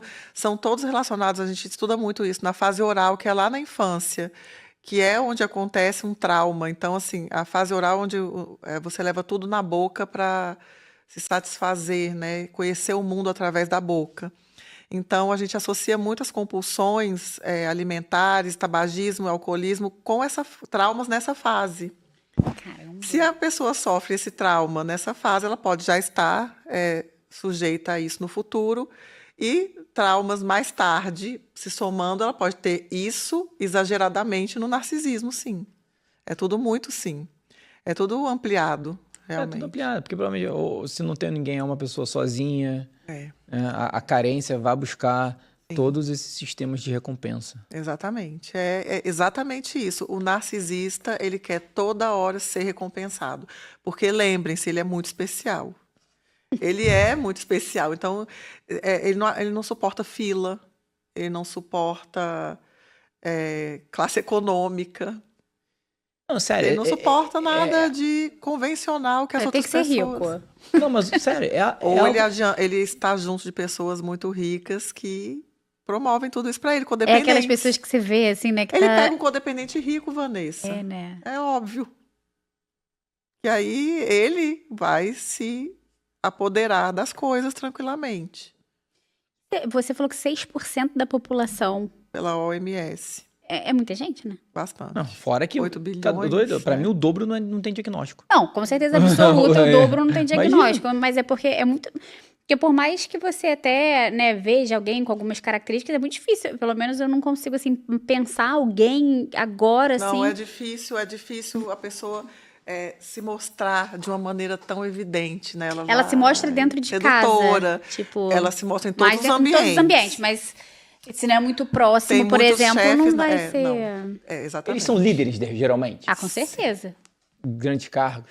Sim. Caraca. Eles Com conseguem certeza. alcançar muita coisa, porque eles conseguem captar muita coisa, né? São pessoas inteligentes. É um poder também, né, de falar, manipulação de vamos de trazer um lábia. pouquinho para a questão assim, espiritual mesmo. É algo muito demoníaco, porque ele sente Deus. Então, Ele sente Deus. exatamente, é quase uma certeza. Porque é tão especial, é tão grandioso, né? Quem mais poderia ser assim? Quem como Deus? Além dele, né?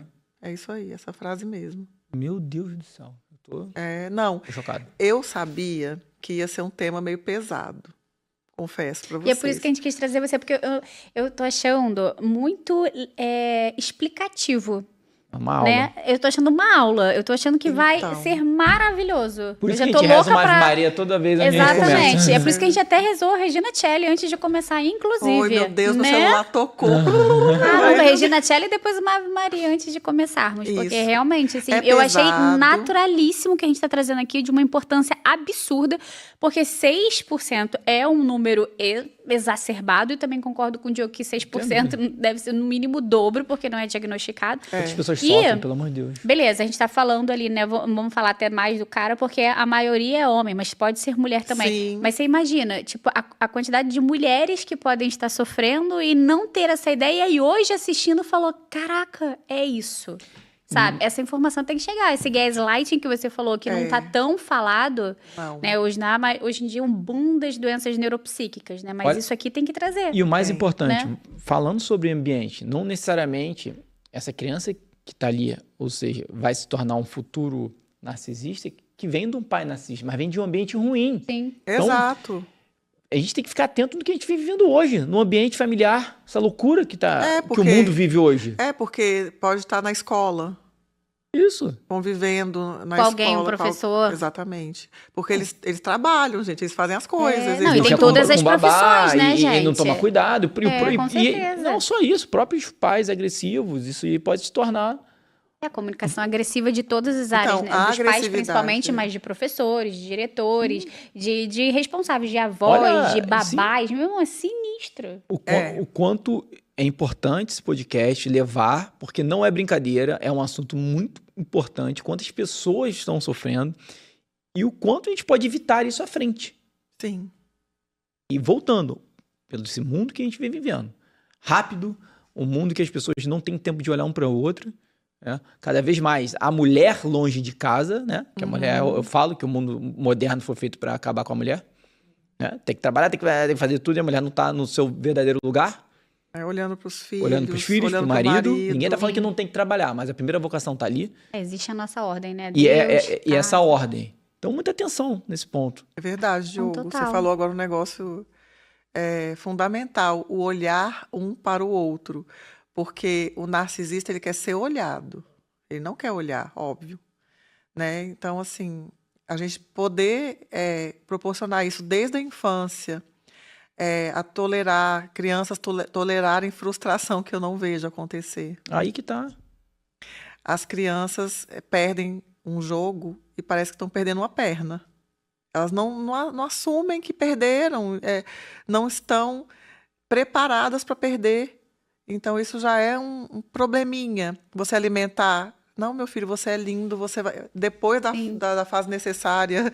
Não, e fora que hoje em dia, né, igual o Diogo falou brilhantemente, muitas mulheres estão fora de casa e seus filhos estão com babás, né? Então, às vezes, a mulher que chega dentro de casa enaltece aquela criança até mesmo para querer agradá-lo. Nossa, como você é bonito, como você é inteligente, como só você... tira nota boa. Olha, só você consegue fazer um desenho maravilhoso desse. Só você é lindo, maravilhoso, ou linda, maravilhosa. Olha como que você é perfeita. Exato, né? é então, isso mesmo. É aquela coisa que você vai... E a criança é uma criança. Vai, nossa, eu sou muito maravilhosa. Criança, eu sou a melhor adolescente, pessoa. exatamente. Eu faço isso melhor que todo mundo. Chega com a certeza já em casa. Com a certeza absoluta. Então, isso aí é o germen da criação mesmo do narcisismo. É uma mãe de uma criança de 10, 11 anos, eu tenho um filho de 11 anos, chegar, ele traz a foto da turma. Você é o mais bonita. Meu filho, é impressionante como você é o mais bonito. Meu Deus, como você é o mais bonito, mas olha a sua pele. Filho, não, você é lindo demais. Mamãe, não estou sabendo amarrar meu sapato. Ah, mas eu amarro para você. Você não tem que se preocupar com essas coisas. Se preocupa com outras coisas. Olha como é que você é lindo. Então, vai sendo... a cara do Diogo é ótima. Cara, vai sendo... É sério, não dá pra... Ele vai sonhar com isso, Raquel. Eu vou te mandar mensagem amanhã, o sono dele. Não é, eu tô pensando na alma desses narcisistas. Eu tô falando sério, cara. Vou rezar por todos eles hoje. Ótimo. Porque eu tô pensando na alma deles. Pois é. Um silêncio, né? Não, se der outro barulho aqui, eu saio correndo. Eu também. Não, mas enfim, Deus que salva, quer salvar até a última, tá no santuário. A gente tem Deus quer salvar até o último instante, mas imagina, eu acho que não sim. Por isso que eu tenho, então eu tenho essa esperança, né? Porque como Deus eles não sabem o que estão fazendo. E eles não sabem. E Deus é mais incrível que exatamente é involuntário. É involuntário. Eu acho que na hora lá da passagem mesmo, Deus aparece e fala assim, então, sou eu.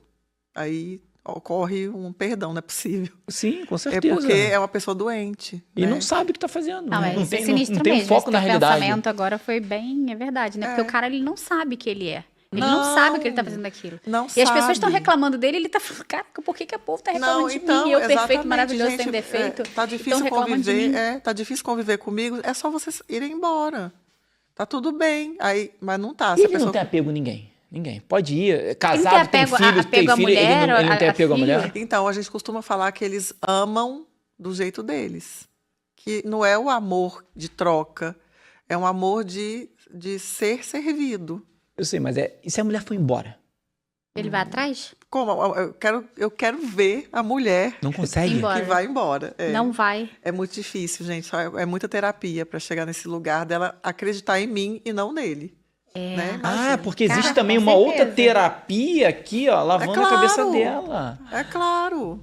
Não, então, e assim, na cabeça dela, só ela é louca, né? O gaslighting, inclusive, só ele entende ela. Mas, óbvio, imagina, são 10 anos de casado com uma terapia que tudo, e você vai chegar... Então, eu tenho que chegar... A psicanálise demora muito, né? Então, a gente tem que chegar assim. Começou assim, aí a pessoa fala, entendi. Aí começou assim, aí ela chega em casa, o cara fala, você sabe que eu te amo. Você vai acreditar em quem? Quem é que está casado com você há 15 anos? Sério que você está falando que eu te maltrato? Então, é bem complicado, é bem complicado. Eu estou casado com você há 30 anos, porque quanto mais... foi o que o Diogo falou, vai aprimorando, né? E o casamento também vai os namoros. Então, a pessoa vai ficando... Agora, a cara da Vanessa tá ótima. Ela vai assim, cálculo. Gente, é muito sinistro isso. Porque, assim, é um casamento, então, que dura, por exemplo. Dura. Porque ela não vai se separar. É um namoro que vira casamento. Vira casamento. Mas olha só. É um noivado que vira casamento. Nós estamos pensando só no casamento. E essa relação com o filho? E essa relação do trabalho? Tudo igual, É escravidão. No trabalho é escravidão. Na saúde, assim... física mesmo, chega para o médico e fala, olha, você me passa isso, por favor. Mas eu acho que isso não é importante. É importante. Por favor, você pode me passar? Aí começa a acabar com você como médica. Você não foi no último congresso, né? Porque não é possível. Eu quero que você me passe. E aí me passa os exames, então. Aí a pessoa vai lá e faz... Aí lá no laboratório, você fez meu exame direito? Porque não é possível que seu exame tenha feito... Gente, vai em todas as instâncias. No cuidado da própria saúde. Ele tenta manipular a perfeição em tudo. No tratamento dele, no tratamento psicológico, no trabalho. Então, um chefe narcisista é muito dolorido, né? Porque nem todos os funcionários são codependentes. Mas aí todo mundo sofre. Mas realmente não é só no casamento, é em todos os aspectos. Por isso que tem que ser... tem que preencher esses critérios em todas as áreas para ser. E o mais importante é não, a partir de hoje, prometam a partir de hoje que vocês não vão mais julgar sem saber o diagnóstico, porque vai que realmente ou não é. Né? E aí você vai ficar como? O que vocês Chega e fala assim, ai, meu namorado é muito narcisista, ele só sabe se olhar no espelho. Gente, vocês sabem o que vocês estão falando? Não, né? Então, eu gostei muito desse convite, justamente para esclarecer. Sim, todos nós somos narcisistas. Todos nós temos o narcisismo. Todos nós temos, e é bom que tenhamos, porque faz parte do início da nossa vida e tem que perdurar. Toda vez que a gente é olhado e que a gente olha para alguém, a gente está tocando no narcisismo, ele atravessa a gente. Mas o transtorno de personalidade narcisista é uma doença e ela precisa ser realmente diagnosticada para ser caracterizada como uma doença naquela pessoa. E é sério. São só traços? É um narcisismo fisiológico? A criança realmente, de 0 a 2 anos, vai num casamento, faz cocô, grita, né, faz xixi, faz cocô, grita, pede comida. Não está nem aí, no meio de um casamento, de uma cerimônia. Levanta o vestido da noiva. Para ela está ótimo, ela é o centro das atenções, ela está na fase certa para isso, né? Agora, pessoas mais velhas fazendo um negócio desse, você começa a falar, gente, não. Agora, é um traço? Foi diagnosticado? Por favor, não vamos banalizar. Essa... diagnóstico, né? Mas o gaslighting que você estava falando, ele é sempre associado?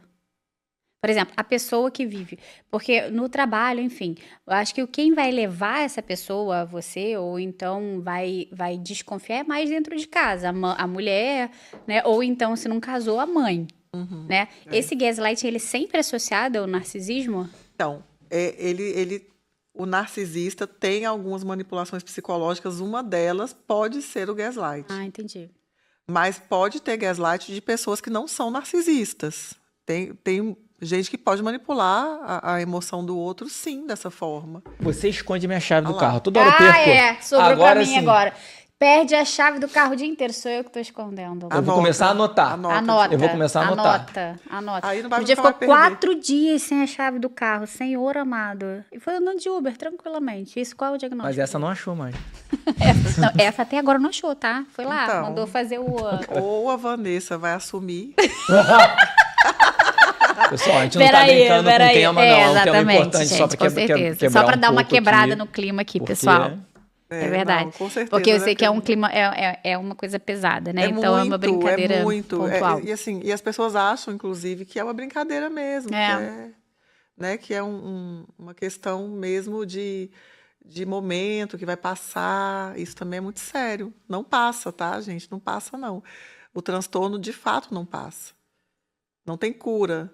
Né? Mas tem tratamento, né? Então, aquela pessoa que está enxergando o que a gente está falando aqui agora, que percebeu alguma coisa dentro de casa com ela mesma. A luz, eu quero a luz. A luz no fim do túnel. O quê? Tratamento, então, exatamente. Isso aí. Tem tratamento. Tem tratamento é medicamentoso, tem terapia. Procure um profissional para o diagnóstico primeiro.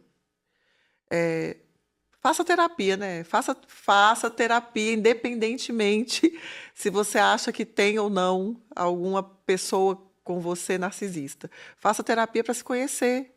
É tão rico você entrar em você mesmo, né? Você entender a sua história. Você fala muito sobre o autoconhecimento. Sim, o autoconhecimento liberta desses, né, problemas todos que a gente falou aqui, não desse transtorno, né? Mas liberta de ser capturado, né, por alguém com esse transtorno. Então, o autoconhecimento te dá suas certezas e não deixa você duvidando sobre o que o outro pode estar falando sobre você. E te dá também a oportunidade, se conhecendo melhor, de ouvir também melhor o outro. Então, não é uma coisa que te promove o preenchimento suficiente para você não precisar de mais de ninguém. Pelo contrário, faz você entender lá atrás o que você precisa preencher e como preencher. É muito importante esse autoconhecimento. É a base de tudo, na minha opinião. Sim. Então, esse tema aqui, né, foi E acho que a gente trouxe a melhor pessoa, porque você deu uma aula, Raquel, muito bom. Ai, gente, eu espero ter falado tudo, porque... Não, assim, tudo a gente não tem como falar, né? Porque senão a gente vai ficar mas aqui 5 horas. eu acho que eu não falei mesmo não, tá? Eu não mas falei assim, quase nada. O que dá para entender, né? O que as pessoas precisavam entender ou chamar atenção, né? Porque é algo que a gente tem que falar. Os distúrbios neuropsíquicos, eles estão explodindo, né? Pandemia, literalmente, de distúrbios, né? De burnout, ansiedade, depressão, e tá tudo muito associado, né? Então, essa vida corrida, todo mundo estressado. Olha como as coisas se confundem. No mundo, foi o que eu te falei, hedonista, automático, onde as pessoas são cada vez mais imaturas. Imagina, isso deve se confundir. Não toleram. E isso tá vindo desde uma fase muito nova. Foi o que você falou. É uma adolescente dentro de uma rede social. Aquele post não fez sentido para ela ou não fez sucesso. Caramba, é 5 dias de cama. Entende? Imagina, é aquela falta aí também, que foi como o Di falou muito bem, aquela falta de sentido. Né? É aquela falta de olhar para o alto, é aquela falta de profundidade, é aquela falta de sentido da vida, do que, da onde eu vim, para onde eu vou, o que é que eu estou fazendo aqui, né? O que é que eu preciso. Porque é algo bem assustador, assim, saber... Profundo, né? Completamente. E como tudo isso pode ser confundido e passar uma vida, por exemplo, né? Aquela mulher ou aquele homem que deixou de ver os pais, os amigos. Por quê? Você se afasta porque todo mundo enxerga.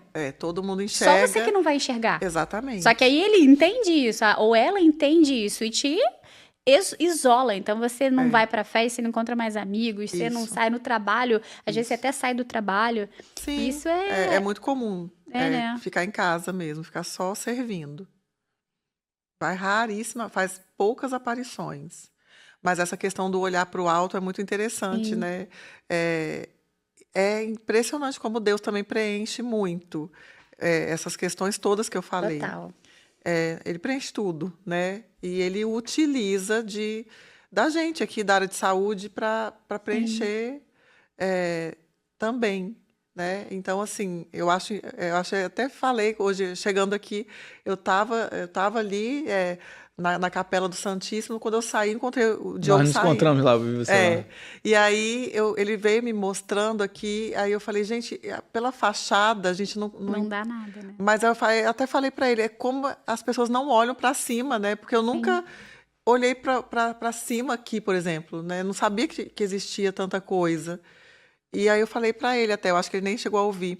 E isso é para a vida toda, as pessoas não olham para cima e percebem que tem tantas coisas mais que Deus pode realmente entregar, né? Não olham para cima. É sempre um olhar muito pobre, muito pequeno, muito ensimesmado ou muito dedicado a alguém que é de carne, né? E osso, então... Engraçado, o Dom Antônio falou isso, a homilia de domingo do Dom Antônio foi exatamente isso, ele falando, né, pra gente voar igual realmente águia e não ficar voando naquele voozinho baixo, né, a gente tem que ter voos altos, a gente tem que entender para onde a gente vai, né, olhar de onde tem, porque a mulher também, uma mulher ou homem que tem relacionamento à própria mãe, também tem um valor muito, muito importante, né, a própria profundidade dela, a espiritualidade dela, algo que pode ajudar muito, né? Completamente. A tirar ele desse local, né? De ajudar no tratamento, porque a terapia, o medicamento, ele vai ajudar, mas eu acho que quem está mais envolvido ali dentro que eu acho que é a base que consegue ajudar aquilo ali de uma forma... e não tem como você fazer isso se você não tiver espiritualidade. Não, se você não tiver o teu olhar, entendeu? Você entender aquilo ali como uma cruz, você carregar aquilo ali de fato, entendeu?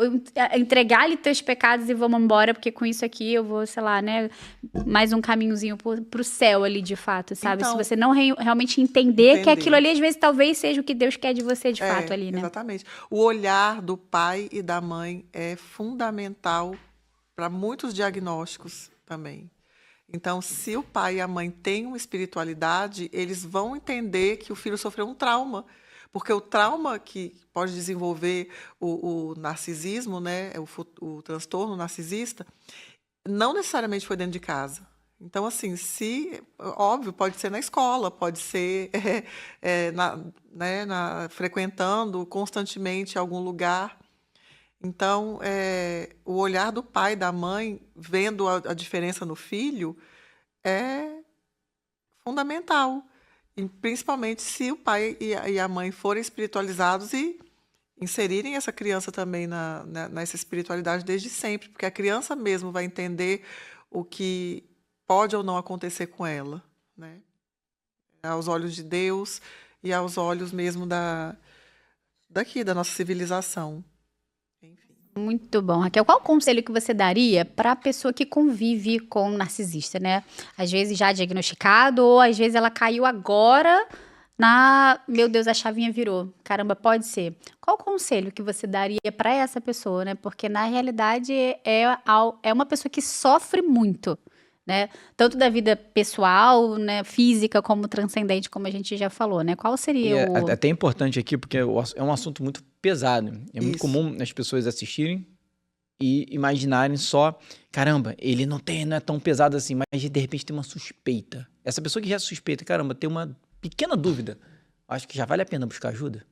Gente, a ajuda, ela é sempre válida, de qualquer maneira, na suspeita, na quase certeza, já transtorno diagnosticado. O importante é buscar, de fato, a ajuda profissional. Porque quando a gente fala de ajuda, né, a gente pensa em várias ajudas.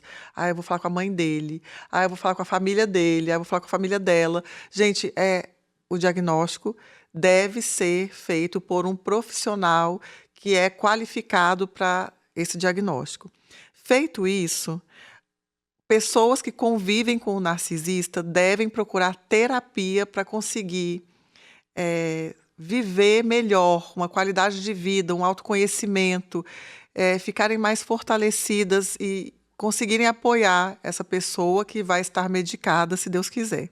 Deus é outra forma também de ter uma certeza, né? Porque quando você não tem certeza de mais nada, você deve buscar Deus não só nessa hora, mas quando você realmente não sabe por onde começar, começa pela espiritualidade, olha para dentro, olha para o alto, e terapia, espiritualidade, cuidado do corpo. Eu costumo falar para os meus pacientes que são 5 pilares que você deve prestar muita atenção, que é a saúde do corpo e da mente, a espiritualidade, a profissão, o lazer e as relações interpessoais. Esses 5 pilares funcionam de maneira igual para a nossa saúde mental. Então, a espiritualidade é tão importante quanto a saúde do corpo e da mente, que é tão importante quanto o relacionamento. As relações interpessoais, a profissão, o lazer, tentar o equilíbrio no autoconhecimento e na espiritualidade, principalmente. Uma pergunta aqui, eu fiquei curioso, por você ser católica, enfim, será que isso cabe uma nulidade pela igreja, a pessoa que vive com um narcisista? Então, a partir do momento que é diagnosticado, cabe sim todo um processo em cima disso, porque se a pessoa não sabia, né, que estava sendo manipulada. Manipulado, porque você tem que ver o que levou. Tem uma crise, né? Óbvio que a pessoa... Você já viu algum caso desse dentro Já vi. No direito canônico? Já vi, sim. Já vi. Pessoas conhecidas, não foi nem paciente, não. Entendi. E é legal também a gente ter esse suporte, assim, para essa pessoa que tá ali, né? A vítima, vamos supor, né?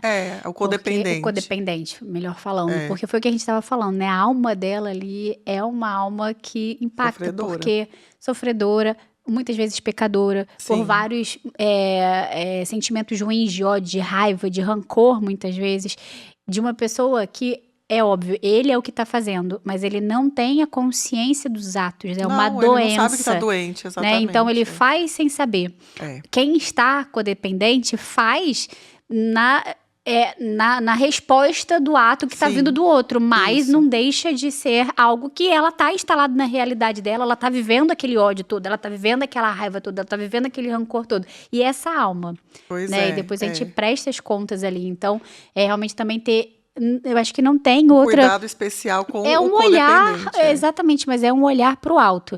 Acho que é muito difícil conviver ou sair ou realmente se fortalecer se não tiver uma espiritualidade, se não tiver Deus em primeiro lugar, se não tiver entendendo isso como uma cruz, Cada um de nós tem a sua, né? Isso. E que realmente aquilo ali é um caminho que ela vai ter que carregar e enfim, né? Tipo, ter esse olhar ao alto de fato, né? Exatamente. É a partir de crer, de acreditar em alguma coisa que não seja que não sejam as pessoas envolvidas ali, né? Se o marido é narcisista e a mulher é codependente, como acreditar em algo além daquilo ali, dessa relação? Só o fato de você olhar para o alto, de você acreditar em Deus, já dissolve um pouco. Com certeza. Né? Vai entrar uma terceira pessoa ali nesse relacionamento, então é muito importante descentralizar. A espiritualidade, ela é descentralizadora. É uma coisa muito além dali, né? E acreditar em si mesmo, através da terapia, também é uma coisa que já vai tirando você daquele lugar como se fosse um drone, né? Você sobe e você começa a enxergar de uma maneira diferente tudo aquilo que você estava vivendo. E aí você pode conseguir, com amor, trazer aquela pessoa que está adoecida para uma realidade diferente também. A pessoa pode ter vontade de se medicar a partir daí, né? Porque ela vai começar a sofrer com a independência do codependente. Sim. Então é aí que a gente vai entrando.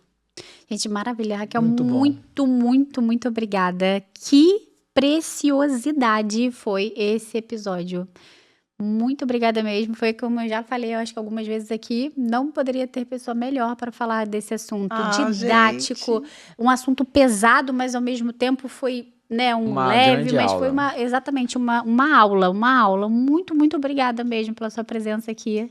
Foi muito bom estar aqui com vocês, rever a Vanessa, conhecer o Diogo. Gente, amei. Foi tudo muito válido. Tudo. Sabedores saberão. Piada interna. Piada interna. Muito obrigada, gente. Não se esqueça de se inscrever no nosso canal, @Anima Saúde Podcast, tá? A sua inscrição para a gente é muito importante. Comente, compartilhe, deixe o seu comentário aqui, compartilhe esse episódio. Gente, que riqueza de episódio. Eu sei que eu sempre falo, né, aqui que a gente realmente tem um episódio muito rico, mas cada dia a gente tá trazendo pessoas mais maravilhosas e falando de assunto cada vez mais impactantes e importantes. Um assunto que é um tabu e muitas pessoas passam, nem imaginam o que estão passando. Então... E banalizado. Ou seja, não vamos banalizar esse assunto, não vamos falar de uma forma, né, pejorativa. Entendam que isso é uma doença, né? A pessoa que convive também está precisando de ajuda. Então, se você também conhece aquela pessoa que se afastou da família, se afastou de casa, se afastou dos amigos, é uma luz, sabe? Será que você não está aqui nos assistindo porque você precisa ajudá-la? Então, encaminhe esse episódio para grupo de WhatsApp, grupo de colégio, grupo de casa, né, de família, porque isso é super importante. Fala o seu arroba. @Raquel Rebouças Psi, Raquel com CH, Rachel. E se alguém quiser Rebouças com U e cedilha. Marcar consulta presencial, online? Pode mandar um direct e... eu atendo tanto online quanto presencial, as palestras também direct. Você abre caixinha também? Abro. Abre caixinha, vai bombar, responde. E você também faz palestras também, falando sobre o assunto. E o livro eu ainda não lancei, eu já estou com ele, mas ainda não lancei. Vou lançar o livro sobre mudança comportamental, possível através do letramento, da leitura. Perfeito. Que como um livro... pode mudar a vida da gente, o comportamento e a vida, tá? Então, gosto muito de ler e em breve vou lançar também esse livro. Opa! Maravilha, então, pessoal, siga lá, Raquel, para mais perguntas. Se vocês tiverem dúvida, qualquer coisa, pode perguntar, né, Raquel, na caixinha, no direct, né, chamar com você. Certeza. Alguém quiser marcar consulta, ela atende online também, presencial, né? Então, também tem um linkzinho lá no seu Instagram para marcar consulta.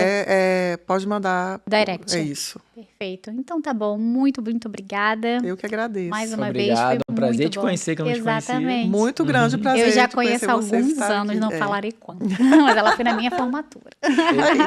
Pesquisem, vocês acabam. Tchau, pessoal. Até a próxima quarta. Tchau.